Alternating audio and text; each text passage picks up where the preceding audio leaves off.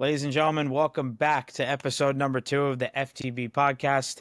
I am your host, Chris Negulic, alongside my co-host, Dom Savino, where we will be discussing the week that was. The NBA draft has come and gone, while free agency is just starting to heat up. More Jets and Giants predictions, and which contract extensions are looming. And the Yankees, well, they went 3-3 last week, while the Mets look like hot garbage. Is it time for them to sound the alarm? Stay tuned to hear our thoughts. Now, please take a seat. Let's talk. Yeah,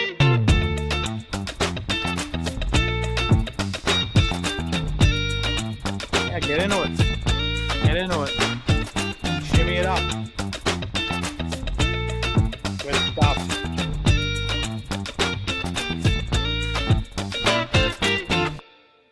Dom, how are you? How was your weekend? Busy. Just scrolling on Sham's feed for every second of the day. It's a lot of work. My eyes are He's tired. active. Man's Very active. active right now. It's that time of the season, folks. It's that time of the season, that time of the year. What can you do? It's what it is. Well, as you could tell, we're going to start with the NBA. But first off, obviously, as we've said in the first episode last week, hope everyone had a good week, by the way, whoever's listening. You know, this is a New York sports podcast, but with the NBA and the NFL, really, you know, MLB is going on, but NBA, NFL, you know, we're going to be talking about, you know, big trades that have happened, you know, trades and acquisitions that have to do, you know, that really, I should say, that affect, it's a better way to say it, that would affect our New York sports teams. It's important to talk about them. It's important to be on our topic list. And so we're going to be discussing certain moves that have transpired already, you know, in the NBA and the NFL. There's one happened in the NFL today. We'll get to that later on in the show. But first things first, we're going to start with the National Basketball Association. And first, you know, as I said in the intro, the NBA draft at the Barclays Center has come and gone. The Nets, as Dom's friend Andrew, he wants to try to get on here and school us up a bit about the Brooklyn Nets, but they had a ton of picks. I mean, you know, thanks to their I don't know if are they rivals, Dom, but the other team across the river, maybe they're rivals. They could be. I think Andrew feels that way No. at this point. Sorry, So, bud. yeah, well, I don't know. They are, they aren't. Who cares? You know, they're the other team here in New York. Even though we said in the first episode that they're kind of a fake organization. You didn't like that. You didn't love that, really. Still correct, though. It's all right. It's all right. It is what it is. Anyway, I digress. The Nets had 5 picks total, right? They did trade their second round pick, their 36th overall. They traded him to the Lakers. And that man that they traded was, let's see if I say this right, Adu Tyro or Thero out of Arkansas, power forward. He got traded to the Lakers via the Suns and the Wolves. They did get a draft pick traded to them from the Atlanta Hawks. That was Drake Powell out of North Carolina. He was a shooting guard. He's a shooting guard and a small forward. He's 6'6". That came from the Atlanta Hawks to the Nets. That was pick number 22. But aside from those two, all the other picks that they had were the Nets' own picks. And they drafted 4 guards. Their first one was pick number 8, who was Igor Demin out of BYU from Russia, or he is Russian. And so he's a guard. He's 6'8". They got some height in this draft, the Nets. They definitely picked up height. I think that was one of their main things that they were looking at. Pick 19 was Nolan Traore out of France. You know, the Knicks do like their Frenchman as well. And he's a guard. He's 6'5", so more height. Their 26th pick in the draft was Ben Saraf out of South Africa. He's also a guard. Go figure. What else is new? Another guard from them. And it's 6'6" is his height. Pick 27, Danny Wolf. This was not a guard. He's a power forward, and he's out of Michigan. He's 6'11", so that's the tallest draft pick that they got. And as I said, their second round pick, 36th overall, Adu Thiru, out of Arkansas, power forward, traded to the Lakers via the Suns and the Wolves. So they got 4 guards with, of course, the acquisition of the trade for Drake Powell. So that was the Nets. They were, of course, very active getting all those picks from the Mikael Bridges trade. Obviously, not all of them were just for this draft. They were obviously for future drafts as well. But the Nets were very active, had a lot of draft picks. Me and Dom's Knicks, they didn't really have much. They just had a 50th pick who, they actually swapped with the Clippers. Clippers had pick number 51, Knicks had pick 50. So the Knicks drafted Kobe Sanders out of Nevada. He got drafted by the Knicks, got traded to the Clippers, and then the Clippers sent to the Knicks Mohamed Diawara, a Frenchman. I don't know what's going on with the Knicks. They constantly draft French players. He's a power forward. He also has some height as well, but the Knicks didn't have that much of an active draft selection, but that's really it for the draft. Dom, I don't know if you have anything to say, if you have anything to add about the Knicks or the Nets draft picks from Wednesday and Thursday night. I'm just hoping for whoever our next head coach is, for whoever that may be, that they'll actually get some reps and some playing time. We have good rookies that were from last year who barely got any minutes, and we could have used them, like, instead of playing in garbage time in the regular season, played actual minutes, maybe against like bad teams or something, or even in the playoffs. We could have used them when it came to like Porty and Kolick, or even Dadier. When players were getting in foul trouble, or like Jalen Brunson was like limping around or something like that. Like, we need young, fresh legs, especially in the playoffs when we're going against like someone like Indiana who loves to run the court. So whoever that next head coach is, I'm hoping that you actually use these rookies and these like young guys, because we're gonna need them eventually.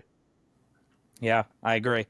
The Knicks head coach selection is going to be very interesting. I know they've obviously progressed. They've continued with their head coaching searches, and we'll get into that in a little bit. But first things first, that we're actually going to talk about it. And Dom, before we started this recording today, he wanted to talk about the current Malik Beasley allegation. Now, again, it's investigation. There's no charge. We're just two co-hosts with a podcast, so we don't really know anything in depth on what the issue is with Malik Beasley. But it's interesting that this came out, because as Dom told me before the show started, he was in talks with the Detroit Pistons for a 3-year, $42 million contract. And now with investigations going on about a possible, gambling issue with the league, that trade talk is on hold right now. Yeah, I mean, it's a lot of money, and he's a good player. It's not like it's Porter, who really wasn't getting any minutes or playing well at all. Different.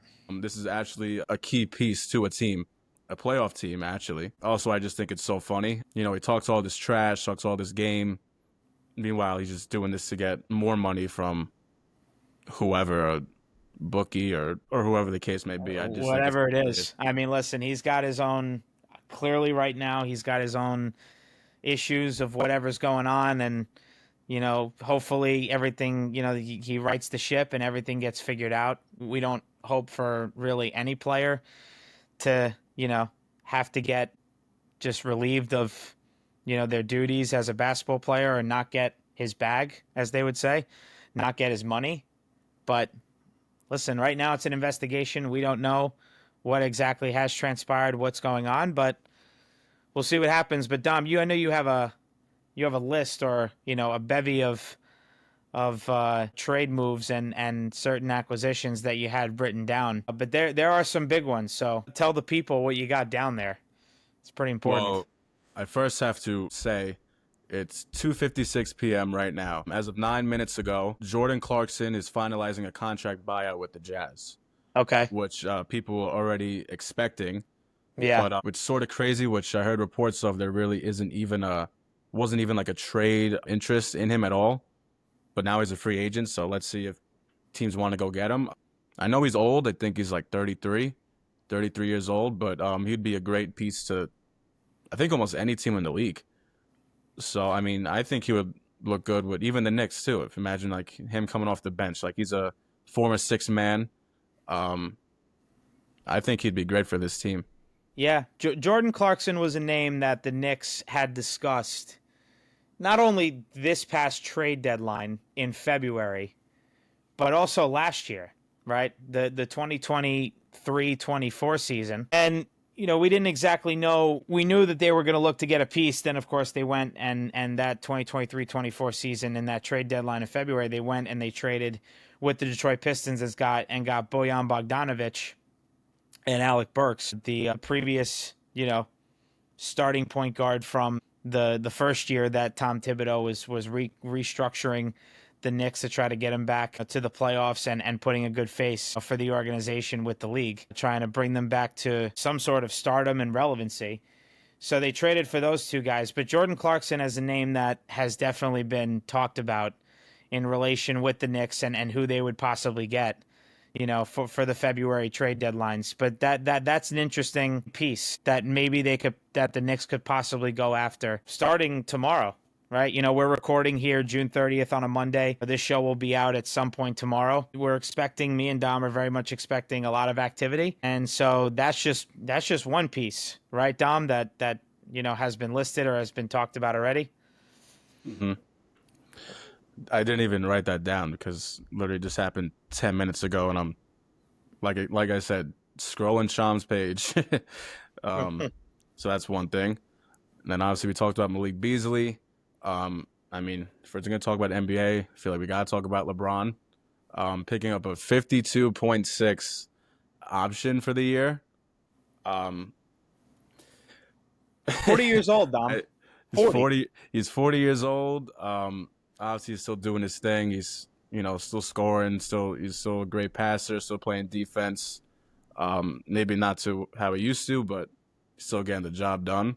I sort of wanted to talk about this because I think it's just so funny that a guy who, has been the face of the league for so long and, wants to win championships and, wants to, keep maintaining his legacy as possibly, depending on who you talk to, the greatest player on earth to ever play the game. But if you're picking up $52 million this year, who else are they going to sign knowing the fact that you got to pay this man $52 million? They already have. I mean, we talk about first and second aprons. I mean, they're already up at the threshold. And two things that I have to say. One, it was clear to LeBron James, it was told to him that they are. It's interesting, right? They said they are rebuilding. But when you have a guy like LeBron James, they also said to him, hey, we want to contend. So you're doing both things, right? So you're not just saying, oh, hey, we're rebuilding. I don't know if you should even bother picking up the $52 million option, right? What'd you say, Dom? It was 52.6. Is that correct? 52.6. Okay. So it was made clear to him that, hey, listen, we're kind of going into a certain phase here. You're also going to be turning 41 on December 30th, right? 2025, towards the end of the year, in the middle of the season. And he's going to be 41. So, like Dom said, he's picking up a lot of money with that player option. And number two, Dom, did you see?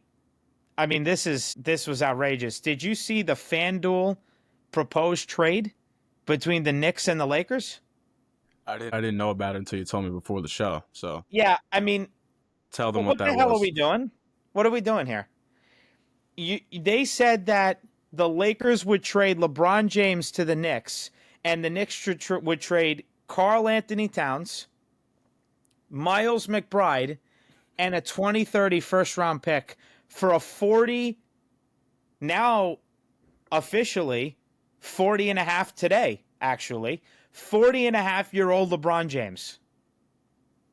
What? No. Sorry. Not going to happen. That's an outrageous trade proposal. There is no shot in the world that would happen. But hey, Dom likes to talk about Bleacher Report trades, how they're insane and they're horrible, preposterous, and he can't believe they actually put out the things that they write sometimes with these trade proposals. I mean, that wasn't even Bleacher Report, that was FanDuel, and that was just an insane trade proposal. I was like, wow, that's one. You're on the hit list now, FanDuel. That's crazy, man. That's You're on crazy. The list.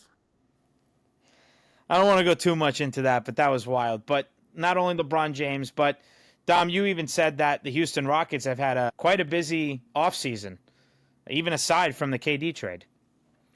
Very busy. They're trying to bring everyone back. Obviously, not Jalen Green when it came to that KD trade, but Yep. I mean, it makes sense though. I mean, even though they choked in the playoffs, they were a second seed, and they know what they have, and they know the talent that has been given to them, and who they drafted over the years, who they picked up in free agency. Talk about Jabari Smith signing 5-year, 122 million. He's an up and coming player You got a who bag. has tons of potential. So Yeah. I honestly I don't blame them. I don't blame them for this. People will probably think it's too much money. You know, everything is getting more expensive. Even these trades now, like with players who really aren't even like superstars getting traded for 4 first-round picks. So the price and everything's going up. So I really can't blame them at all. And then Right. obviously with Fred VanVleet, he has a 2-year, $50 million deal now to stay with the Rockets, who has proven himself over the years that he's still a great player.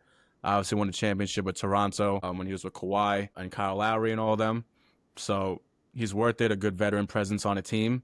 Whether he starts some games, whether he's a sixth man or whatever, he's a great piece to any team in the NBA. They also retained Deshaun Tate, Aaron Holiday, Jeff Green, Steven Adams, and even extended Ume Udoka, who I think has now the most expensive contract in the He NBA when does. it comes to coaches. He does. He deserves it though. He's a great coach. He He's a is. he's a He is. great coach and brought all these young guys up from Houston. They had a great year, even though it wasn't the result they wanted in the playoffs. All they can do is learn from it, and they definitely have a bright future in Houston. Yeah. Yeah. I mean, they do it the right. They've been doing it the right way these past couple of years. They've drafted well, clearly. Again, like Dom said, they're a second seed team from last season. Ime Udoka, it's a long term contract. For the highest paid coach in the league right now. I mean, Jabari Smith Jr., what a bag. I mean, 5 years, 122 million. They obviously, extended certain guys. And to think, Dom, they retained Fred VanVleet. You said 2 years, 50 million. Is that correct? Yep. Dom, he was an undrafted player. Yep. And People forget about that. Toronto took a flyer on him and they said, let's see what he's got. And he obviously got his ring, as Dom already said, with Toronto, goes to Houston, and really just instantly became a veteran, showing the young guys how to be a point guard, how to be a leader. You know, if you have to be a bench player, you be a bench player. You do it the best way, the most professional way possible. And now that man's making 25 million per year for the next 2 years. I mean, that is just one hell of a way to go from undrafted to now having a good contract with the Houston Rockets. Good for him. That's pretty great. We've been saying this for a while that the Western Conference is a powerhouse, and I feel like year after year they just get tougher and tougher. It's crazy to me. It is. It is. You also wanted to talk about another Western Conference team that signed two of their very own. Well, one that came from the Knicks, and another one that me and Dom thought, oh, we'll see. Maybe there's a shot that the Knicks could maybe make a call, see what's available, but not anymore. I need everyone to pay attention right now. Julius Randle, never liked him on the Knicks. I have to put that out there. Never liked him. You put it out there Chris, last week. You put it I out there don't last care. week. I got to do it again. I don't care. I just have to just remind people of who we are as Knicks fans. There's a lot of them out there that didn't like him, and there's also people who were such a huge fan of him and were crying that he was gone. By the way, crying, which is unheard of. Julius Randle, he signed 3-year, $100 million to stay with the Timberwolves. And also Naz Reid, 5 years, $125 million. The jokes about Naz Reid on Twitter right now are crazy. People are like, wait, I could have sworn they just said 5 years, $125 million. Yeah. No, they swore it. Yeah, it's real. It's real, It's there. people. I think Naz Reid's a good player. He's a good player, another person who can fit on mostly any team. Whether he's starting, whether he's on the bench, he's going to give you quality minutes no matter what. Maybe around 25 minutes a game. I don't know. Some people maybe will think that's too much for a player that only plays that much. But it would have been stupid for him to go. If they let him go, that would have been really bad. Yeah. That would have been really bad, and who knows who they could have gotten in return or in free agency or a trade, like a signing trade, that wouldn't have looked good for them. So Yeah. it's good for them that they sign him now because, like I said before, these prices are going to keep going up and up as the years go on. Well, listen, media deals. I remember before he became coach of the Lakers, JJ Redick would get on First Take, Get Up, and he would talk about how these media rights, these media deals are coming in. Listen, payroll is going to go up. It's not going down. It's only going to go up. It's only going to continue to go up. So this is what it is. And these, yeah, granted, me and Dom, we talked about, the Boston Celtics who have also started to have the dominoes fall now. Drew Holiday got traded. Porzingis got traded. So, the Boston Celtics, they're starting to also try to offload some of that money. I mean, me and Dom said it in the first episode last Monday. We said it, that this new ownership for the Celtics, yes, granted, I just said that the media deals that are coming in will increase the payroll, but not tomorrow, not at the snap of a finger. The new ownership is not going to have this hefty payroll of $450 million on their books when the revenue is having them break even. So they traded a couple of their guys, and that also kind of relates to what Dom was talking about with LeBron James and his money. He takes a $52.6 million player option. He goes into it. He takes it. And now, how much money they got left? I don't know. Can't be a lot. Not a lot. Yeah, can't be much. So, they're at a certain threshold. I almost tongue twister there. A certain threshold. And so we'll see how it plays out. Again, free agency starting 12:01 a.m. tomorrow. We're recording this again, as I said, June 30th on a Monday. And so we'll see. But yeah, the Celtics even traded. I mean, there's been a lot of moves. Are there any other moves on your list, Tom, that you wrote down? Well, we got the Kyrie extension. Yes, another big one. Stephen A. Smith, he said that, like he got ripped off. I saw him say that the other day. I think that's ridiculous. Like, that man just tore his ACL and he's in his mid-30s. So how did he get ripped off is my question. That doesn't make sense to me. No, He's not even going to be ready for the beginning of the season. He'll probably be ready around Christmas or January. So he's going to miss a decent amount of games already. And same thing, like when it comes to most of these like major injuries, you don't know how they're going to be. You don't know how they're going to be with when they come back. I mean, not everyone's going to be like a Kobe or a KD when they like recovered. You Right. know, so Right. I think that was ridiculous. But they're gonna get a powerhouse of a team now. They extended Daniel Gafford. They got Cooper Flag in the draft. They still have Anthony Davis. I know Clay's not what he used to be, but when he's on. You can't stop him. So they're gonna have a good team. And like I said, the West is just getting better and better every year. Yeah, it's getting quite lethal is the word I'd like to use. And again, the funny thing is, you even talking about the Western Conference. We were just talking about the Boston Celtics trading some players. I mean, Drew Holiday's going to Portland. I don't think it's going to have Portland be a playoff team or anything like that. I don't even know if they'd be in the play-in. But Boston getting Anthony Simons, not a bad trade. Not a bad trade. Porzingis going to Atlanta. Brooklyn Nets got another pick because of that trade. So, but Drew Holiday now going to Portland. The West is just stacking it up. They ain't stopping. They're driving through that stop sign. They're just going through. The East has their strengths as well. But am I going to really sit here and say that the Eastern Conference is stronger than the Western Conference? I might as well stop talking about basketball. You may as well not even have a podcast. Exactly. I mean, there is no shot. So, again, a lot of moves are going on. Dom, also James Harden with the LA Clippers. That's James another Harden. Yep, 2 years, $81.5 million, which is technically a pay raise for him. It's mostly just being loyal to the Clippers organization, which he did show out, obviously in the regular season like he always does. And then some reason in playoffs, especially Game 7, he just can't do it. I don't know. Something must be going on with him. I don't know. Mentally or... Who knows? I don't know. But I sort of wanted to talk about that with the LeBron thing because Obviously, I'm not comparing Harden to LeBron in any way, No. but they are still both superstars in this league. Of course.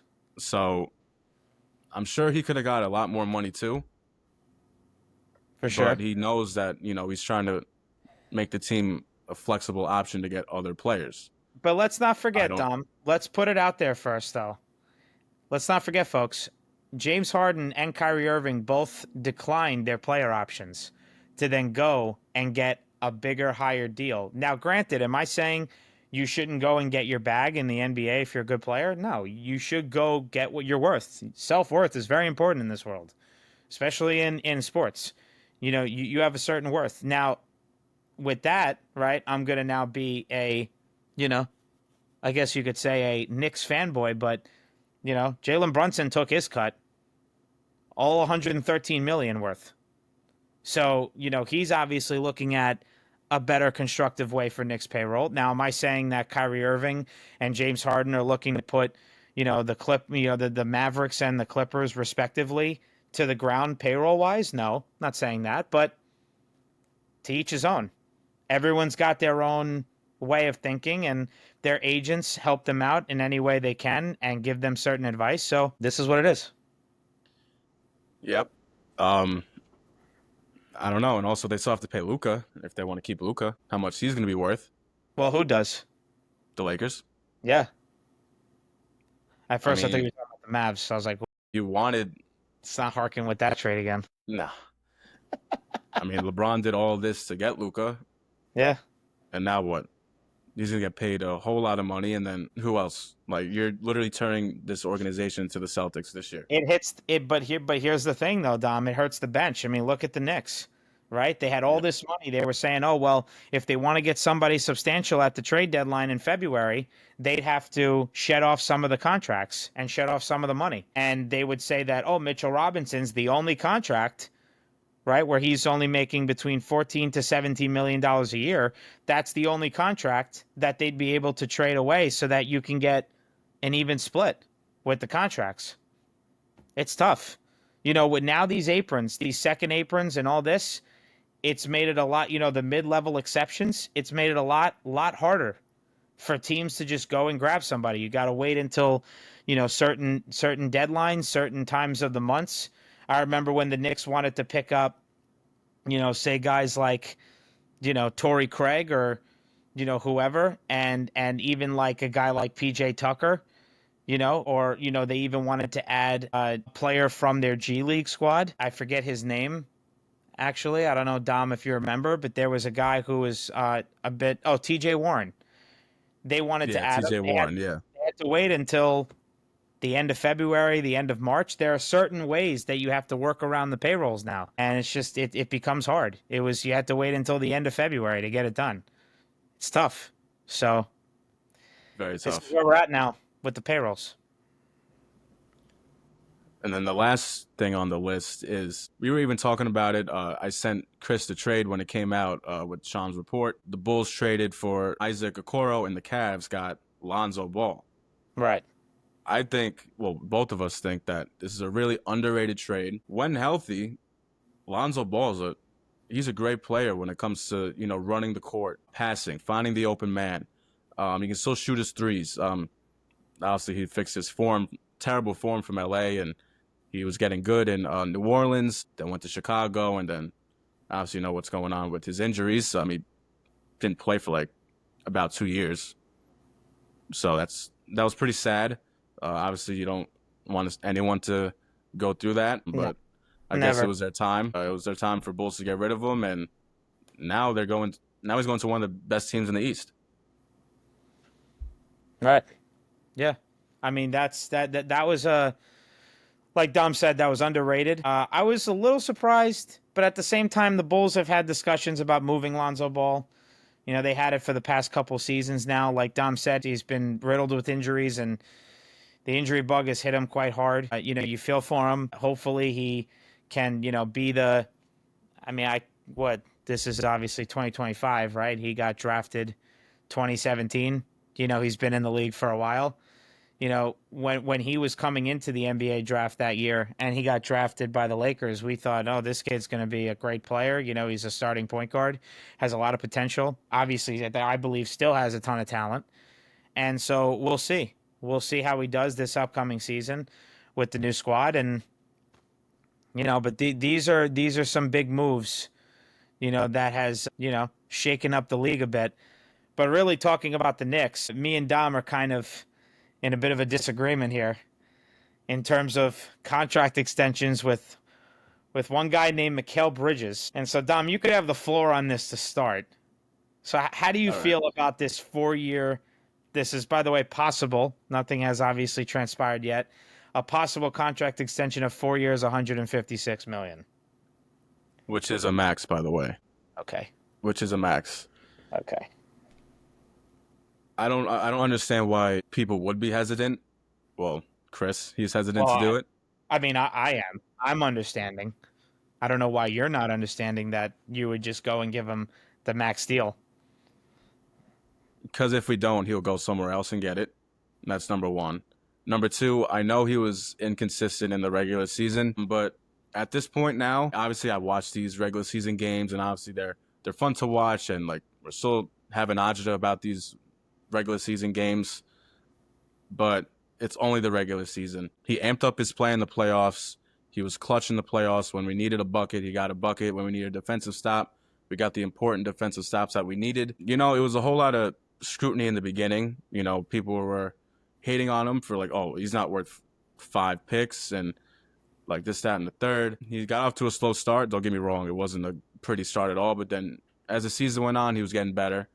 Still like a little inconsistent, but, we were still, third? We were still second or third in the East. So, I mean, imagine if he was good all year.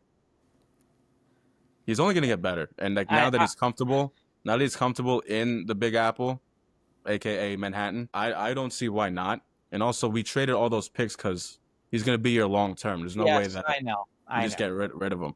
I know.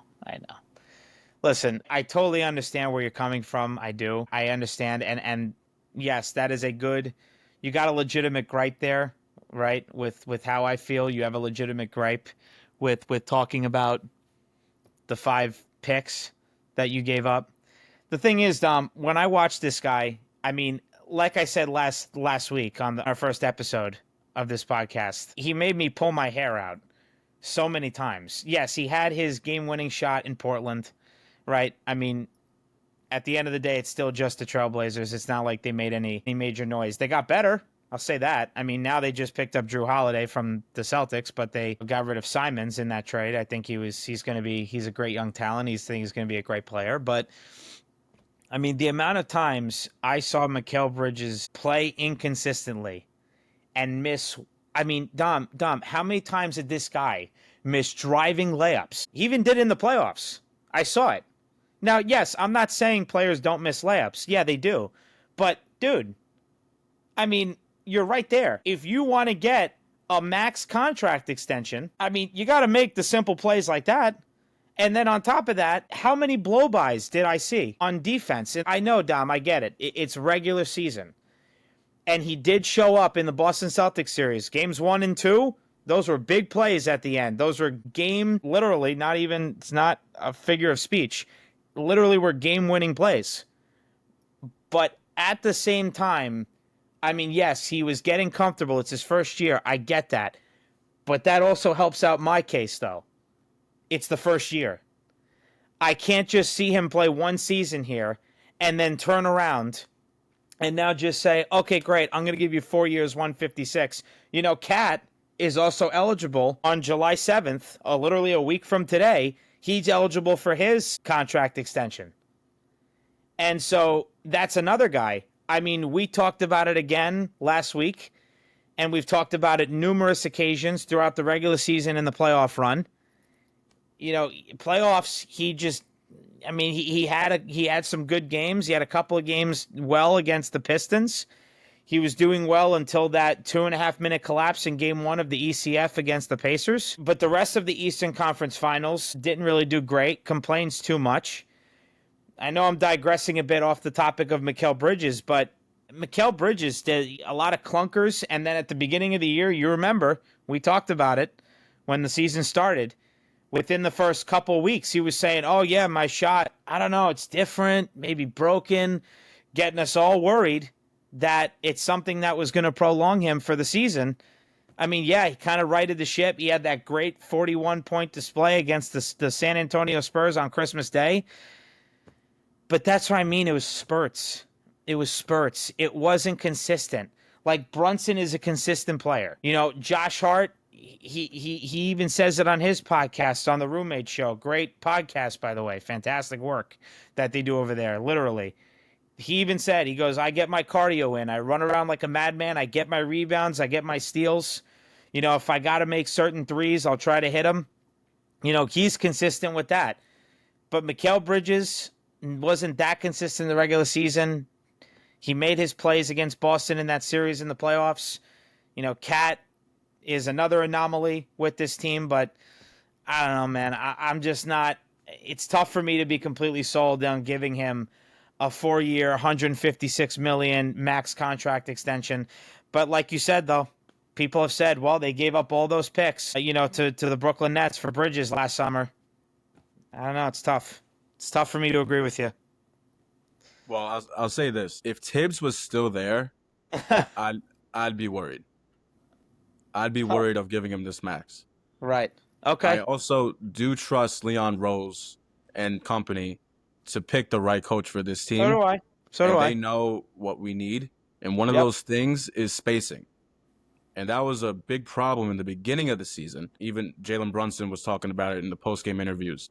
Obviously, Mikael had a lot to say too. Like, he wasn't playing good. Cat, they were all saying that there was an issue with the offense and they had to get better. And the reason was spacing and a lot of ISO ball. It was bad. One of the many reasons why Tibbs is gone. Yeah. Yeah. I Well, think with this new you know. coach, and if they prioritize spacing offensively and defensively, there's not really going to be a worry in the world when it comes to these guys. Yeah, and hopefully they maybe actually practice and run scrimmages and try to work on plays. That'd be nice. And you talking about the shot thing too, that sort of helps my case too. Like we were seeing in the offseason and then like in the beginning of the season where he had a new shot and it looked bad. It looked horrible, didn't look right. He wasn't Concerning. making Look shots. disastrous. Look terrible. And then he got rid of it. He finally realized like this is not good. Then he went back to his old form. And but the thing is, I'm sure he was working on that new form most of the summer. I hope so. Because it looked terrible. Yeah. So that definitely has a role in this season, I think.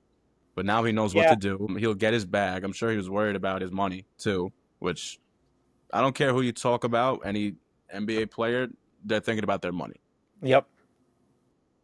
I agree. I really don't think anymore that there's really going to be a lot of worries when it comes to Mikael Bridges. Okay.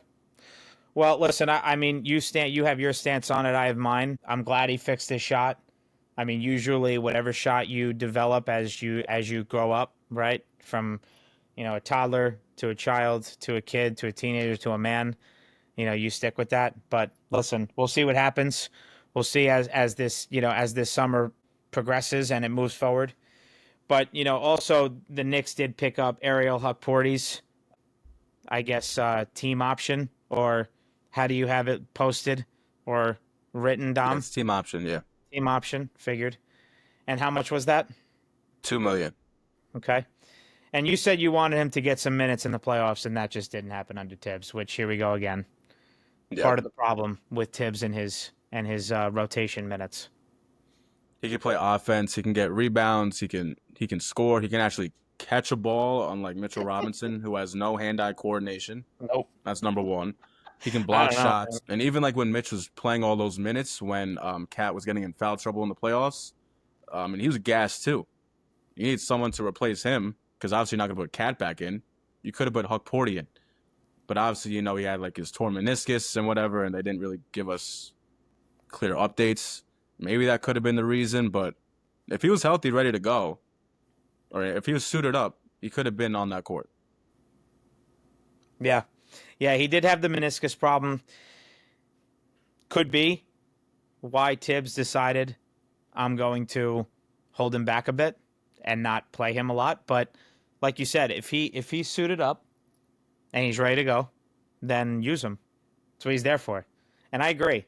He's a good backup center. I think he, as every player who gets drafted, needs time to develop. And I think he would be a good piece for the team. So I think it was right to do. I still believe that campaign and Precious Achua will be gone. I don't see them, bringing those two guys back. And Ariel Hukporty, he was always a good player, for whatever amount of minutes he got under the Tibbs regime. And so we'll see. We'll see. But it's a good team option pickup. I think it's very solid. It helps out the bench a lot. And so we'll see how they do with the bench. They still obviously have to get a head coach, right? They have a few names, including, of course, Don Staley's name getting resurfaced, right? Or I shouldn't say resurfaced, more just like surfaced, came up amid rumors, and that was pretty interesting, right? So what are the other names, right? They had other names, and they have another guy that they're planning to interview for a coaching position. Well, they interviewed Mike Brown, Mm-hmm. James Borrego, Yep. also James Yep. Borrego too. The assistant, the associate, lead assistant for, or just simply associate head coach for the New Orleans Pelicans. Yeah. So that's another guy that they're going to try to interview him, see where that goes. Yeah, that'll be interesting. Yeah. They also listen. They also are doing the the associate head coach with the Memphis Grizzlies, or no, I'm sorry, the Minnesota Timberwolves. So that's interesting too. He's got some experience, and we'll see if they go, with him as well. I think that they're just interviewing the interviewing. I really don't think like every single person is like a real candidate. I'm sure they're just like putting like their line in the water. Just like seeing how these things will go. I don't think all of them are serious candidates. I really just think as of right now, it's just Taylor Jenkins and Mike Brown who they really, Well, really want. they're both getting second interviews. I could tell you that. Yep, So, 100%. I mean, that just, well, it's out there. It's confirmed.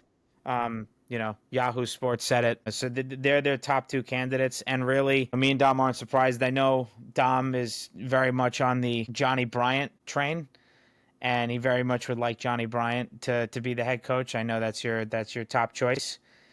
For me, as I said last week, I'm still on the same path, right? I still have the same feeling. I don't exactly know who I definitively want as a head coach, but I could tell you if it's Mike Brown or Taylor Jenkins, I'd be perfectly fine with that. Again, like what Dante DiVincenzo said about Taylor Jenkins, he's a great coach. He uplifted him when Dante wasn't really playing as much, and he was getting a little down. I think that's great. So, I mean, we'll see. We'll see exactly what happens. But the Knicks head coach search moves, it continues on, and we'll see. Micah Nori was the name that was eluding me, and it was slipping my mind. Lead assistant coach for the Minnesota Timberwolves. I just had to. It was driving me insane. So it's it's it's going to be interesting. We'll see what happens. We'll see what transpires. So, but yeah, that's really where it's at right now so far. I'm sure obviously much more updates are going to be coming in throughout the day. A lot more moves with the NBA. But now we're going to move on to now the NFL. And a big trade occurred today. Dom, you want to let the people know?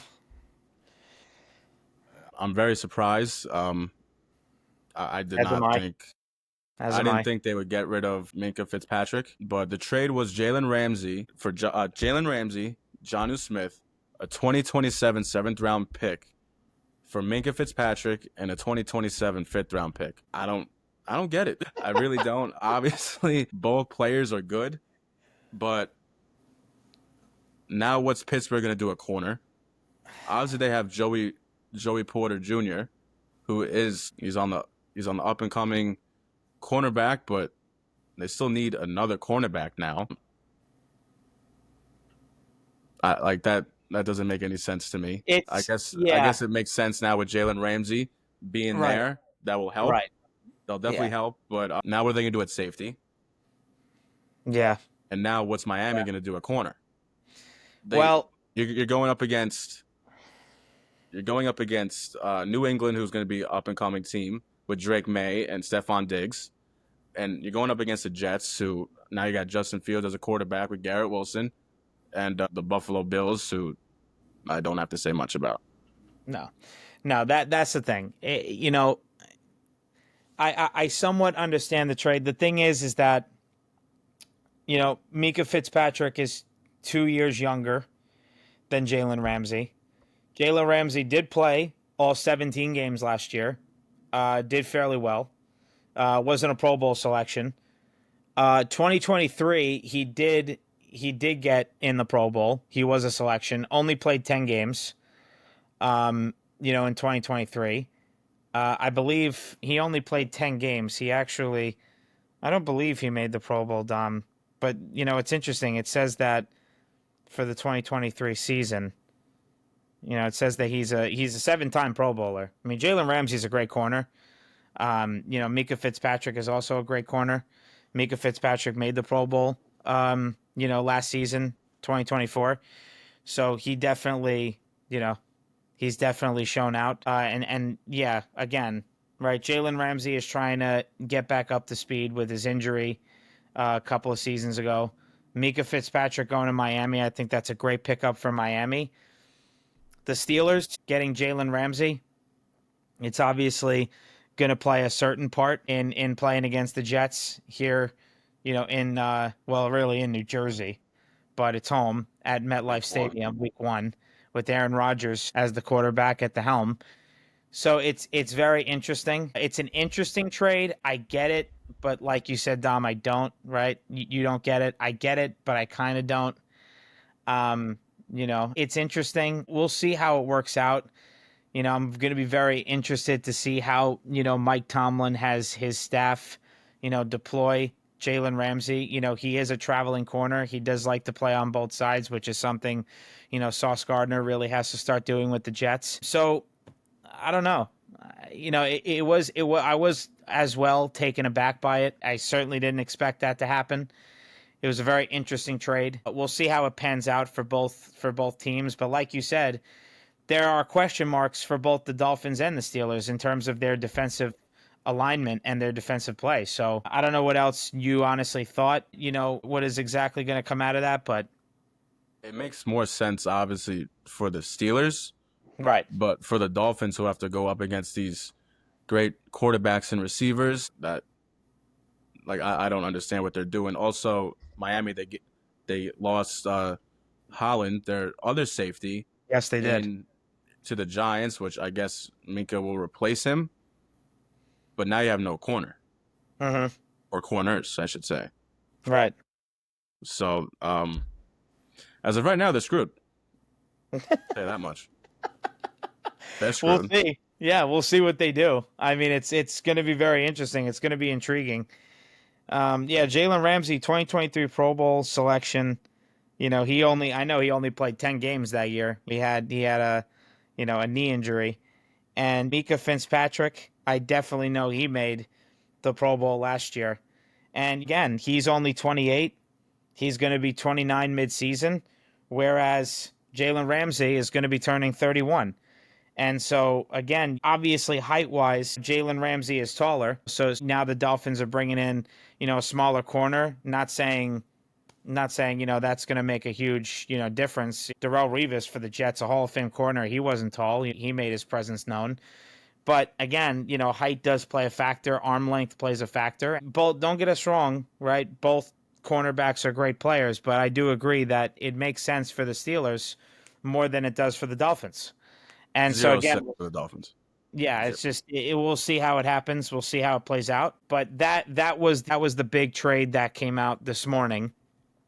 And of course, as well, Dom, with that trade that the Steelers made, you were talking about TJ Watt and what's been going on there. So you can elaborate on that a bit. Adam Schefter, he reported today. I'll get the I'll get the exact quote for you. In recent Okay. weeks, multiple teams have been discussing whether they can trade for Steelers standout TJ Watt, who skipped the team's most recent minicamp. Pittsburgh hasn't showed any willingness to deal Watt so far, but he's unhappy with his contractual situation, and sources believe outside team interest is likely to increase given today's trade. So I'm going to tell you how I read that. I read that as they're going to try to explain, or I don't know if explain is the certain word I would use, but make it clear to him that he's literally their best player. Like, they're not going to look to move him anywhere. Their intention is to keep him here, be a Steelers lifer, right? Not go anywhere. But again, the man didn't show up, right? As we've said, Dom, everybody wants their money. They want their piece of the pie. And so, is he going to, obviously comply with what the Steelers want and how the season's going to go?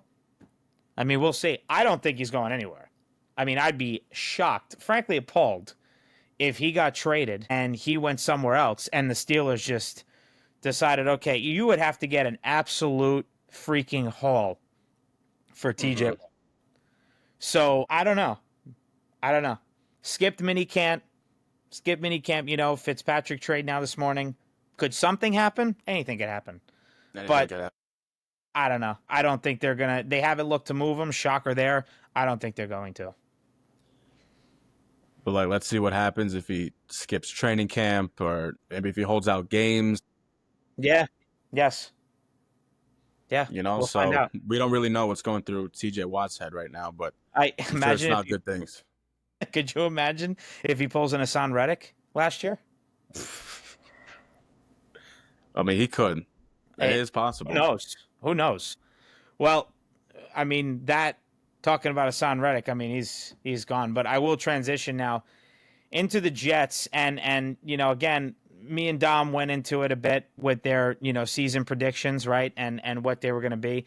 I still believe they're not a playoff team. I think they'll get anywhere between 6 to 9 wins. I don't think there's a shot.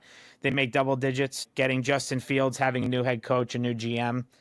Yeah, I mean, we'll see how it plays out. I know Aaron Glenn has really been putting his stamp on the Jets organization, trying to let them know, hey, this is my culture. This is what I'm looking to do. I'm trying to revamp the team. But really what I'm going to be getting into here a bit is the contract extensions. Now, with these predictions, right, with the prediction of not making the playoffs and having the certain record that they may have, 5 wins, 6 wins, 7 wins, max 9, you still have to pay these guys because they're good players on your team. Now, 50-year options picked up for Garrett Wilson, Sauce Gardner, Jermaine Johnson. Jermaine Johnson got hurt last year, right? Torn Achilles. What a shame. Week 2 against the Titans. Great player. I think he's going to come back with the vengeance this season. I really do. He's a great defensive rusher. He's a great edge rusher, defensive end. But, Breece Hall is a second-round pick. So, you see the jersey behind me. He's my favorite player on the Jets currently. He's just an absolute bruiser. He came out recently. I mean, it's not a surprise. He came out recently. He wants to be an all-around back, and I think he can do that. But again, he's not getting a 5th-year option. He's a second-round pick. So they have to look to possibly extend him this summer or through training camp possibly. I don't think he'll skip training camp. I don't think there wasn't any rumors about him doing that. But at the end of this upcoming season, he's a free agent. They got to look to give him a contract extension. Would I give him the money? Well, of course, it's all dependent on how this season goes, but I would be shocked if they don't look to extend him. Now, of course, the salary cap, this is not the MLB, where the salary cap, there is no salary cap in the MLB, right? There's no luxury tax in the NFL. So it's a hard cap. So you can't really do anything crazy. You got to give him what you can give him at the right price, whatever he's looking for. And another guy that you have to look at monetarily with the payroll is Quincy Williams. You don't have CJ Mosley in the linebacker spot anymore. He's retired, right? You have Jamien Sherwood and Quincy Williams. I do not think Jamien Sherwood is ready to go. I don't think he's ready to be the Mike in that linebacker spot. I think it has to be Quincy Williams. He's got to take the reins on it. And he's going to have to be the guy that really, puts the Jets in a good situation at linebacker. And he really teaches Jamie Sherwood how to be a legitimate linebacker for the Jets. And I just don't see how Quincy Williams doesn't get extended. And he's obviously looking to get his money this summer, right? He's a free agent after this year as well. And when he came here from Jacksonville, when the Jaguars waived him, his brother was ecstatic. His younger brother, Quinnen Williams. Since Quincy Williams has been here, he's only developed on the up train, right? He's only gotten better.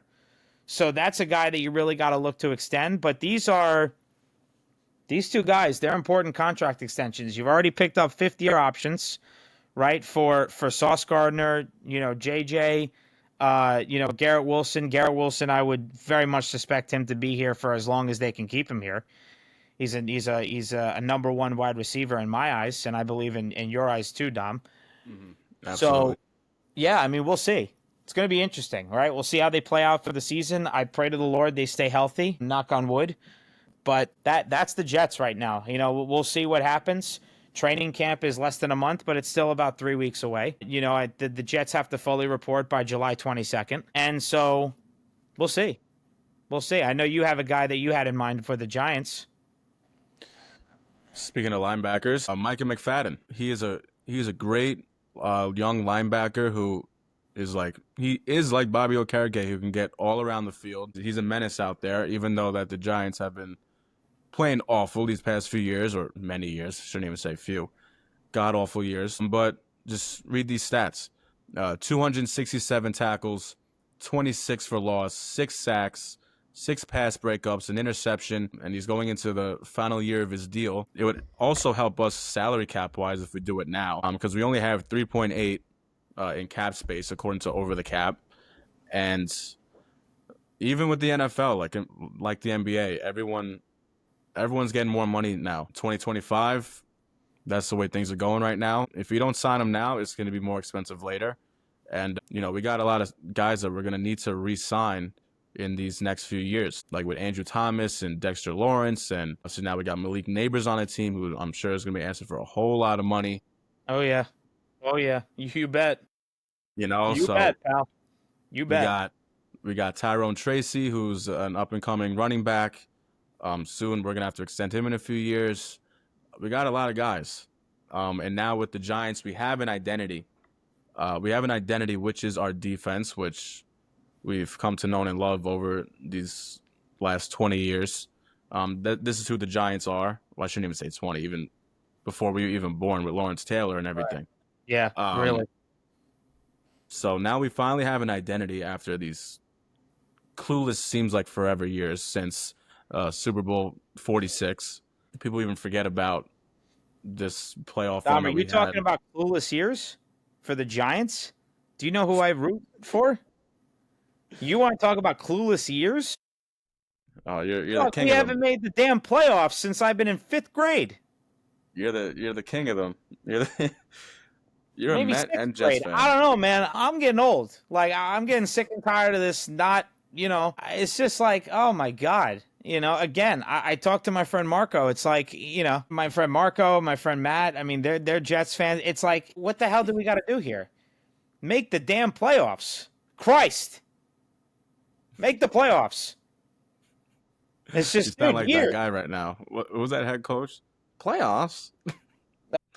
Playoffs? That's what you sound like. What a game.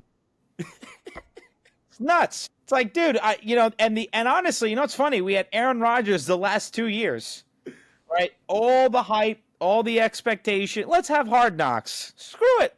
Let's do it. Let's have Hard Knocks. That's not going to be a distraction. Why would it? Why?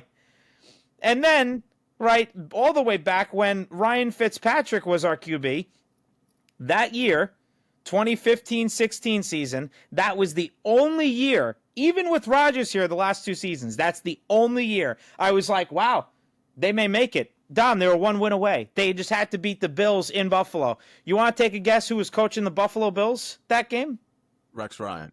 You got it. Rex freaking Ryan.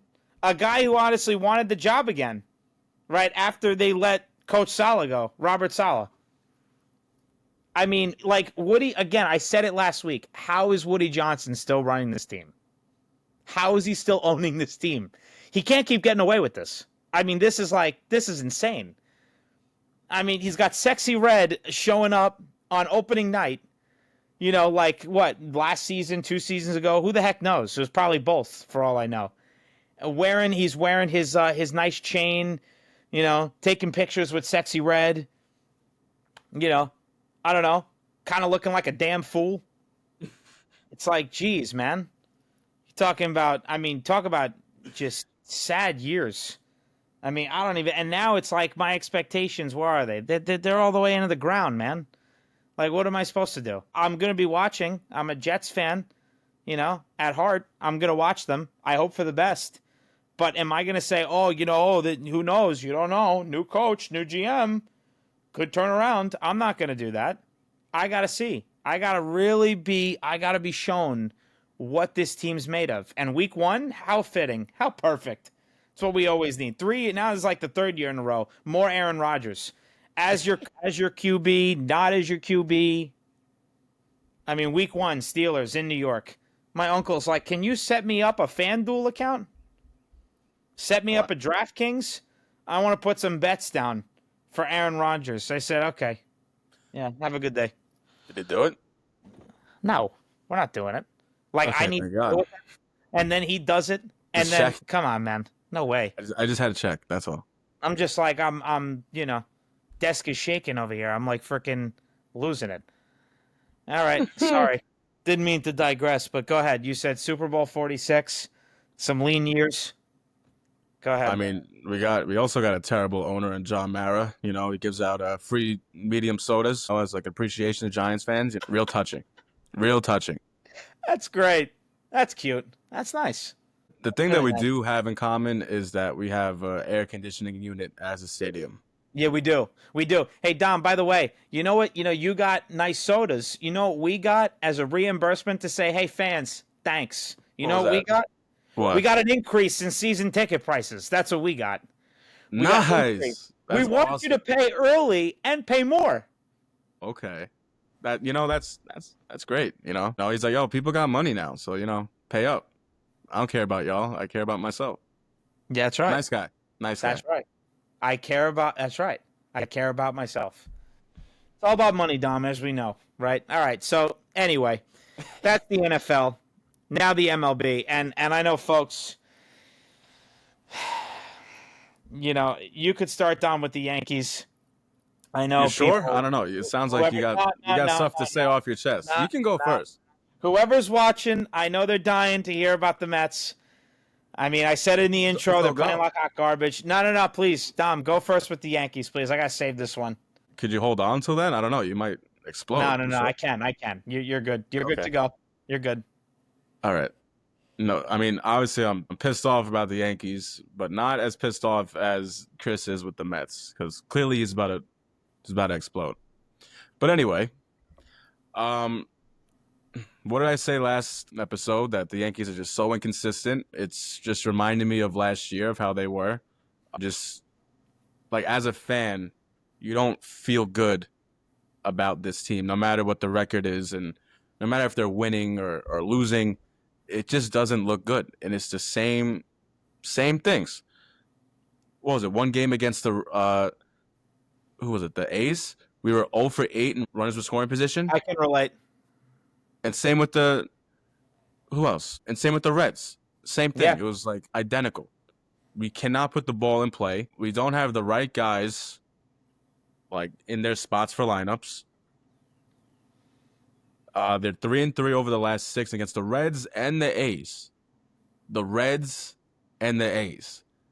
It's not like it's like the Astros and like another good team or something. These are 2 bad teams. Very bad. Very bad. Like, I mean, obviously we'll talk about the Mets in a minute, but I mean, they went against the Braves, who are actually a good team. We're going off against one of the worst teams in the league. And I didn't write this down, but let me tell you how inconsistent this team is. I just want to show you just the scores of these Yankees games. Just the scores. Like even if it's against good teams, like just think of the number here, because this is just ridiculous. So the Reds, June 23rd, they lost 6-1. Then 5-4 in extra innings, and then they beat them 7-1 in the last game. How does that happen? Like, how I does don't that know. happen? And I then have no idea. Against the A's, we won 3-0, then lose 7-0. And then we win 12-5 yesterday. How does this make sense? This doesn't make any sense at all. Like, if there were close games like that, okay. How do you go from killing to getting killed to killing then to getting killed? Like, I don't know. I'm not just blaming the players here too. I'm also blaming the coaches. Like, are these guys just not motivated? Are these guys not motivated to go into work? Are they like sick and tired of this coaching staff? I don't know. I don't get it. I don't know. This doesn't make any sense. And the thing is, the Yankees. Listen, I like watching. Listen, folks, I want to be clear. Me and Dom, we have our New York sports favorites, but we root for who we want to root for. It's what we were grown up with. But at the same time, I mean, I'm not that kind of Met fan. You can ask my town friends. I'm not the kind of Met fan where I want the Yankees to lose. Now, we'll obviously get a little bit into the Subway Series in a bit here, but if the Yankees aren't playing the Mets, I don't hope for them to lose. I want all New York sports teams to do well. It only makes the city better. But, I watch the Yankees and, the Mets I'll talk about in a bit here, but like the Yankees, sometimes I watch them and I watch Jazz Chisholm take crazy swings. And Aaron Judge is Aaron Judge. He's great, but I just feel like he doesn't have much protection this year, which that's not very surprising on that outcome because when the season started, I said, oh, this lineup, besides Aaron Judge, who scares you, Dom? Who scares you in that lineup? Nobody. Nobody. Like, it should be Cody Bellinger, who was playing We great thought. last year. We thought. Playing great last year and the year before that. I don't know. Like, I thought maybe also too with the short porch that he'd be wrecking home runs. I thought Volpe was going to be better. He's been a disaster, and you guys already know my take on him. Paul Goldschmidt is just old. Don't get me wrong, he's still consistent, but he doesn't really scare you. Giancarlo Stanton, I hate to say it, but I'm sure he's going to get hurt again sometime this year. I hope not. And then, well, obviously I don't hope that either, but that's just what happens to him. It just happens. He is, which, don't get me wrong, obviously he went off last year in the playoffs and did good in the World Series, and he felt like he was the only one that really showed up. But this is another Alex Rodriguez contract situation. It's the exact same thing. Yeah. It's the exact same thing. A guy getting older up in age who has injury history, or, well, honestly, both with A-Rod, with steroids and injuries, just not on the field. It's the same thing. So much money in this contract. We literally just have another Alex Rodriguez situation on our hands, and that's what killed us for years because we couldn't get anybody else. But obviously, it's the Yankees, and I know we got money, but we don't have as much as we used to. Right. Not anymore. We used to be number one. Now, maybe we're like 3 or 4. Like, now you got Stevie with the Mets, and obviously you got the Dodgers. Now we're just, I don't get it. Yeah. They're spending everything and don't affect their cap at all. Yeah. So that doesn't make sense to me. It's, right now I'm looking, right, Yankees, they're playing, obviously, the Blue Jays to start. So tonight it's going to be Carlos Rodon against Max Scherzer. So, I mean, I'm going to try to tune in. I have softball tonight, but I'm going to try to tune in to that before I leave. Starts at 7:07 in Toronto. So at Blue Jays, and then, of course, Subway Series at Mets. The Blue Jays this year, they've definitely, I don't know if I want to say surprise some people, but it's interesting. all the time, I just feel like the Blue Jays are always just. I mean, they have a good record this year. You know, they're 45-38. They're only 3 games behind the Yankees, but it's like, you know how they say, "Oh, you're a bad team, you're a great team." The Blue Jays, they're always middle of the pack. They're just good. Yeah. They're never great. They're never the worst. They're just, they're there. It's like, oh, wow, wow. Oh, hey, they're the Blue Jays. Like the Mets actually swept them in April, the only series, obviously, interleague. So, Mets and Blue Jays only players. I actually went to the second game of that series at the beginning of April when the season started. Mets swept the Blue Jays. They were kind of on the downtrend a bit. I mean, they've gotten better. Only 3 games behind the Yankees. I don't look at wild card really right now. It's a little too early. I mean, wild card, they're behind Yeah, it's way too early. Yeah, Tampa Bay Rays, they're behind them by, a game and a half. But I don't really look at that right now. It's only June 30th. It's a little too early. But, yeah, they have the Blue Jays at Toronto and then, here at Citi Field against the Mets. So, I mean, give a prediction. How do you think they're going to go for the week? Predict knowing them, they'll probably break even again. Honestly, I can see them going 3-3 again. It's not the worst thing, Dom, but you expect better. This is just who they are. Yeah. I think it's just going to be like this for the rest of the season unless they get a big trade piece, which I don't know who they're getting. We talked about it a little bit last week, but obviously it's just all speculation. It's not like the NBA, like where you're way more confident and like, oh, they're definitely going there. Like if it's all this smoke, there really isn't a lot of smoke when it comes to MLB trade deadlines. I mean, no one expected Devers to go to the Giants or even get traded at all. There's never really a lot of noise in the MLB unless it's like a superstar. Yeah. Well, listen, the thing is there's still some time, unfortunately, before the trade deadline. We still have a month to go. Exactly a month from tomorrow. So there's July 31st, so a month from tomorrow is the trade deadline. We'll see what the Yankees do. Any last words for the Yanks before I start going on my rant? I mean, absolutely. Well, Carlos Rendon, he's improved since last year. I don't know, maybe the beard thing's helping out. I don't know, not like Devin Williams, but he improved to 9-5 on the year so far with 2.92 ERA, and he has 119 strikeouts, which is the 6th most in the league. And he's got an under 1 WHIP. Yep. For you folks who don't know, that is walks and hits per innings pitched. I had to ask him before. I forgot. It's okay. It's fine. I forgot. We're not statistical experts. It's all good. And then one more thing. Max Fried. Yep. You got it. I got it this time. Unlike the Wagner twins. Sorry. But he's a Cy Young candidate as of right now. Yeah, he very much is. 10-2, 1.92 ERA, 104 strikeouts, and 0.94 WHIP. He's going crazy right now, but I mean it's a little hard. It's going to be a really crazy race when it comes to the Cy Young for the AL because you got Scooball on the Tigers, and also now you got Hunter Brown, who's been lights out. Lights out for the Houston Astros. He's phenomenal. He's on my fantasy team, thank God, but my team still sucks. Dom, folks, just to let you know, I'm sorry. You set me. This is an alley-oop. I have to dunk it. Folks, Dom is not your best fantasy sports expert.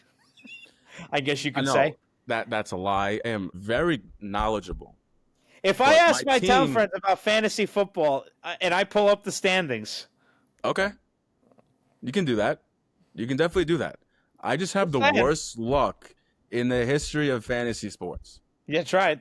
Every team of mine just disintegrates with injuries. The whole NFL, MLB. I did have a good NBA year this year.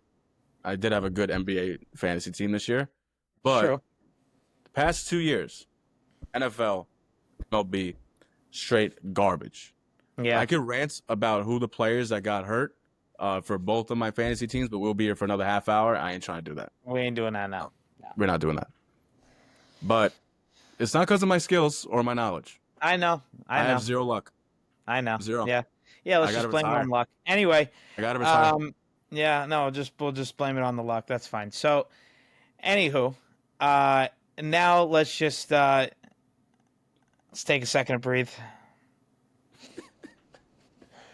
We gotta meditate for a half hour. So, I want to exactly understand how baseball staff, right, the coaches, the staff exactly keep their job for how long? How?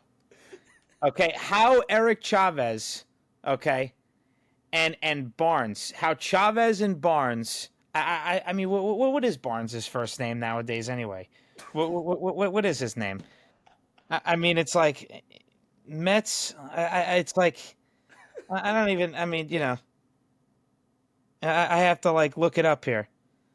I mean, they got Jeremy Hefner. They're just trying to list Eric Chavez. Here we go. Yeah, Jeremy Barnes. Jeremy Barnes. I mean, Barnes and Chavez. I don't know how they're not let go yet. How are they not relieved of their duties? I mean, Lindor. I caught Lindor in the middle of the game trying to have a conversation with Eric Chavez. Chavez is smiling. What are you smiling about? What are you smiling about? Your team is hitting 217 with runners in scoring position. Okay? The Pittsburgh Pirates ranked 28th in points per game. I'm sorry, runs. I just said points. I'm so aggravated. Runs. 3.5 runs per game. They're ranked 28th. And yes, you're going to say, well, the Pirates' runners in scoring position batting average is 239. Now you're going to say, well, the Pirates don't get as many opportunities. It don't matter. The batting average with the Pirates is better. The Mets look lifeless. They're 3-13 their last 16 games. They got outscored by the Pirates 30-4. Can you say that again? I didn't hear that. 30-4. 30-4? Okay, got it. Okay. I was at my cousin's pool yesterday. Fabulous day. Okay, until I looked at the Mets score. It was a great morning, beautiful sunny skies, right? And I got my uncle laughing like a hyena on the pool bench. I'm like, what? I guess he saw an Instagram reel or something. Maybe he was looking at, I don't know, me and Dom's, podcast video. Who knows? No, he's like, you checked the Mets score? I said no. He goes, they're down 5-0. I had MLB at bat on my phone. I went to go answer somebody over text. I refreshed the page, down 5-0. I was like, what happened? O'Neal Cruz, home run. There were a couple of hits. O'Neal Cruz got a homer. Tommy Pham homer. They went back to back. They ended up losing the game down 12-1. They had a position player pitch.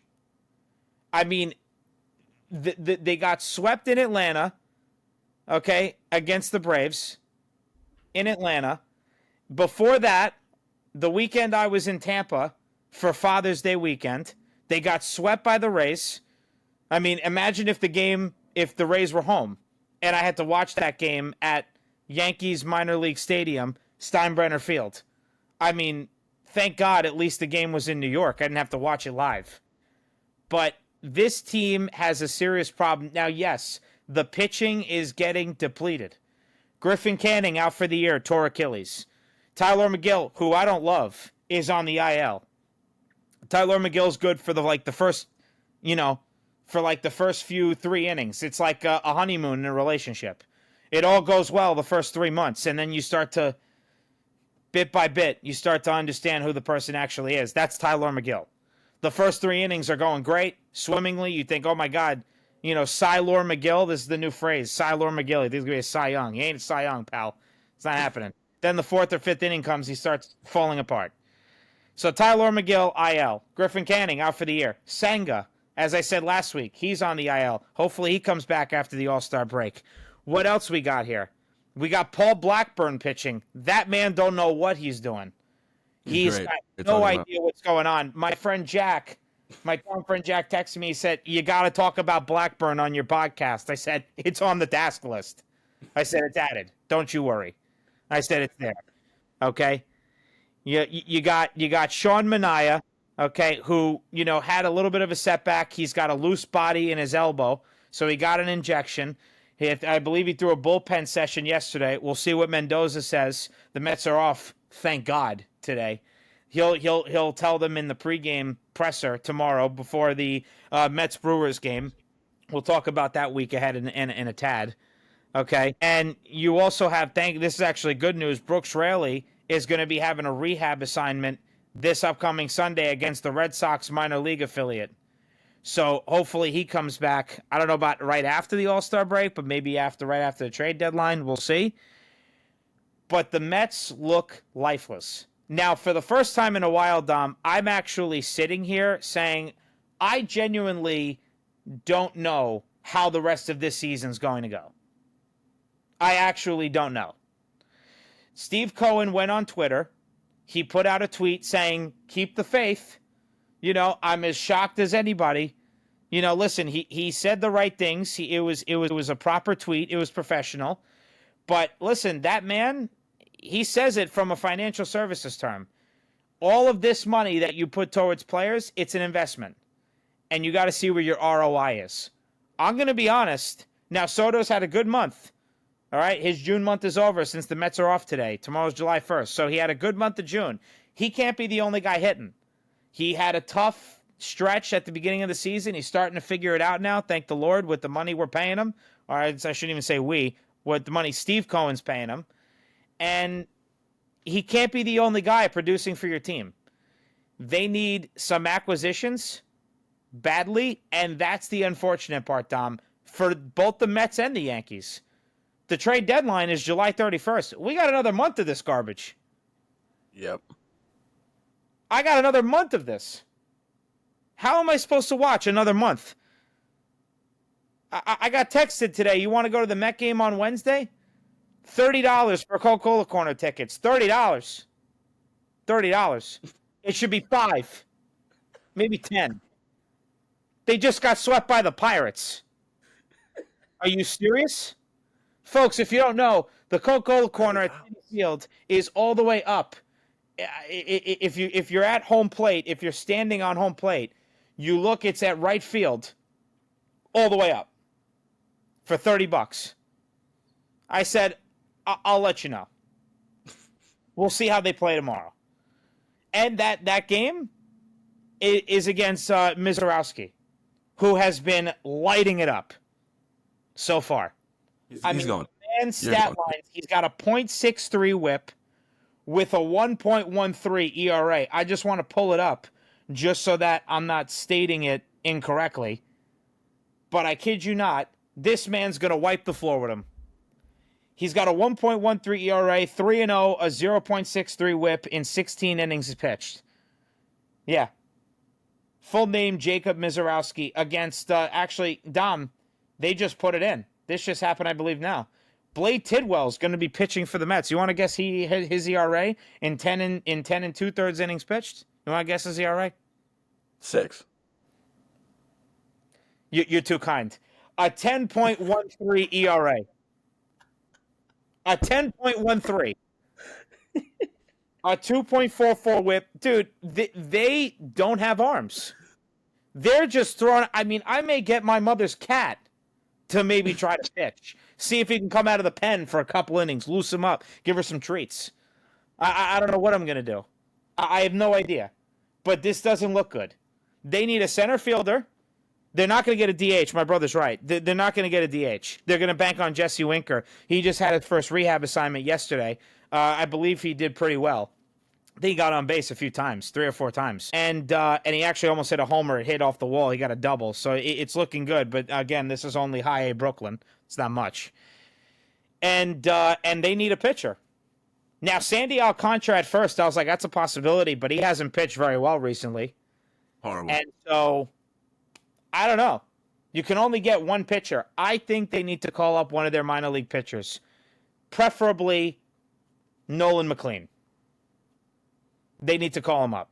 He's had a good, he dominated Double-A, and he's had a pretty damn solid Triple-A. And Brandon Sproat pitched well the other day as well. That's another guy. Along with Jonah Tong, who's still in the minor leagues.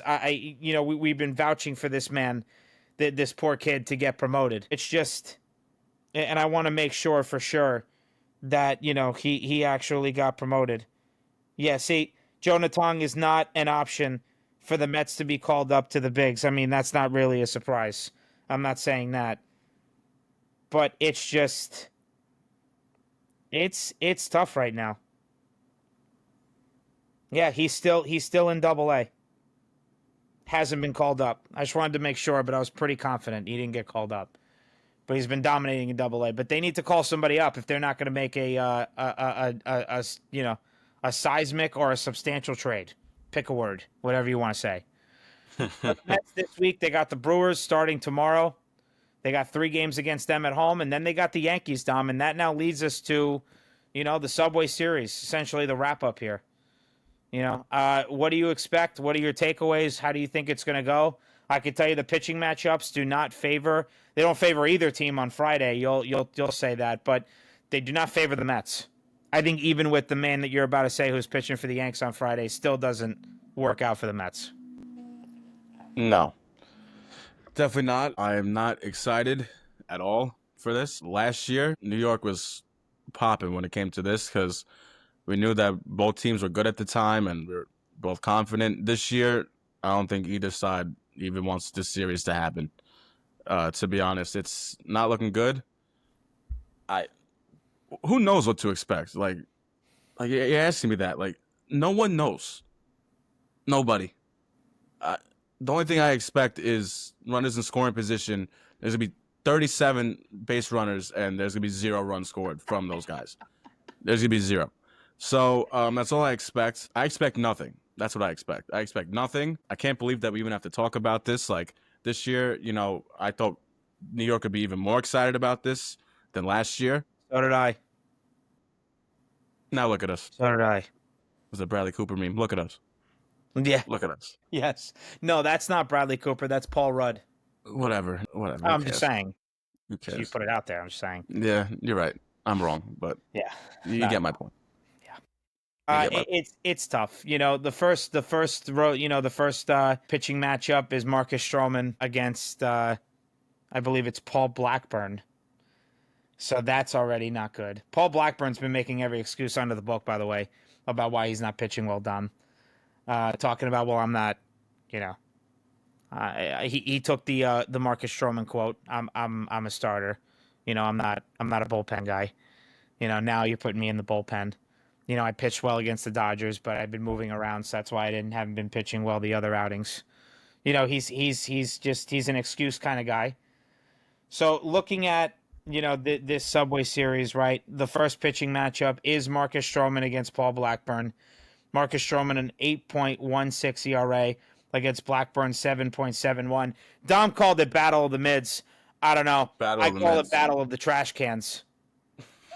I mean, it's pretty bad.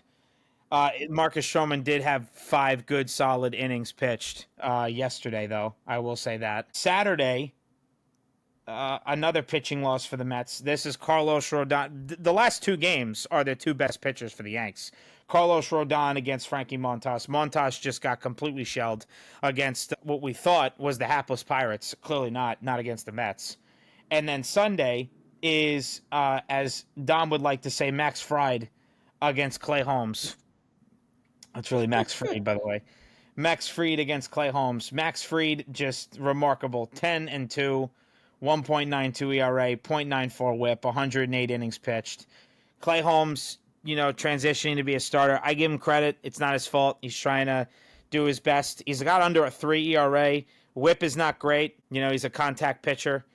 He obviously generates a lot of ground balls. That was one of the things that David Stearns loved about him. So he gave him that 3-year contract after an opt-out after the second year. And he's got 88 innings pitched. It's obviously going to be the Aaron Judge against Juan Soto show.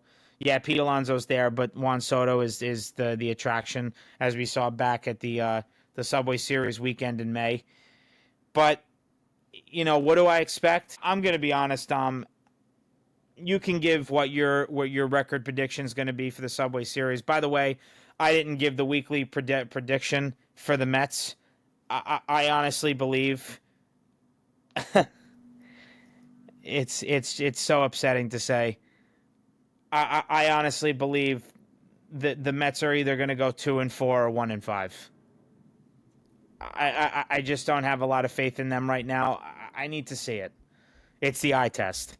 So for the Mets and the Yanks, I think the Mets can maybe scratch out the Friday win, but they're going to lose this series. The Yankees are gonna they're gonna finish up the season series 4-2, and that's it. And the Yankees are gonna win 2 out of 3. Yankees won 2 out of 3 at Yankee Stadium in May. I think they're gonna win 2 out of 3 against Citi Field. The Yankees pitching is just better. Their all around pitching right now is better. Really, most things, if it doesn't matter who the Mets face, unless it's the Colorado Rockies. And the Marlins have won 7 straight, by the way.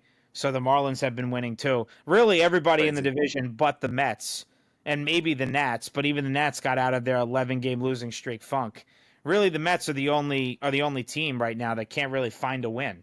Hopefully, with their off day today, they can figure it out. But for the week, I think the Mets are going to go either 2-4 or 1-5. I'd honestly rather go with the 2-4 route because I'm hopeful. But I wouldn't be surprised if they go 1-5. But I think the Yankees are going to win that series 2-3. Hey, good education, good hypothesis on that. Great job. Sure, I do my I'll take best. that. I aim to please take Dom, that. but the thing is I'll that take my that. Why team's not? not aiming to please me. I mean, that's the problem. They're not aiming to please me, but I'm aiming to please the folks, who listen to our podcast. So you can go give your take, pal, on what you think the Subway Series is going to turn out. Yeah, I can see it. I mean, like you said, based off the pitching matchup, that's really it. But at the same time, Fried, Rodon, Schmidt, like these past, I'd say like 2 weeks, they've been going off. Like we have good pitching, and we've had no run support. I agree at all. Yep, that's a good way to put it. Yeah, we've had 0 run support. So the bats got to wake up. Pitching, yeah, we got you guys beat on that for now. But you guys have better hitting than us, even if you guys really aren't performing. But like I said, like it's only Judge. What the hell have you been watching, son? It's only Judge. You have Pete Alonso. You have Pete Alonso. You have Soto. I see some people hit. The Mets don't even know what baseball is right now. They forgot. Both teams don't. Both teams don't know what baseball is right now. I don't know. Both of it's not good. It sucks that we even got to talk about the baseball. Our teams like this. The baseball side of New York sports is looking quite bleak. It's looking a little tough. More Mets than the Yankees recently, obviously, at this current moment. But so if you had to give the season record right for this upcoming weekend, Mets Yankees Subway Series, you would also say 2-1 Yankees? Yeah, I would say 2-1. Okay. And which game do you see the Yankees losing? The Friday one. I would say, yeah, I'd say Friday. I think that's the safe answer. I mean, you can give whatever answer you want. Friday. No, I had to look. It's definitely Friday. Yeah, that's the team. Respectable. Yeah, like obviously, probably 90% sure that we'll win the last game with Fried on the mound. I think it's close to 100. I think, just based off what I've been seeing. 9.9. Yeah, 99.9%. With the way he's going, I would have to say it's going to do it. That's going to get it done for the Yanks. They're going to go 4-2 to finish up this season series. Well, that's going to do it for us today. Thank you to everyone for tuning in to the FTB podcast on either YouTube, Spotify, or Apple Podcasts. Be sure to like this episode and subscribe to our YouTube channel so you never miss any of our shows. See you folks next Monday. Peace. Thank you, guys. I appreciate it.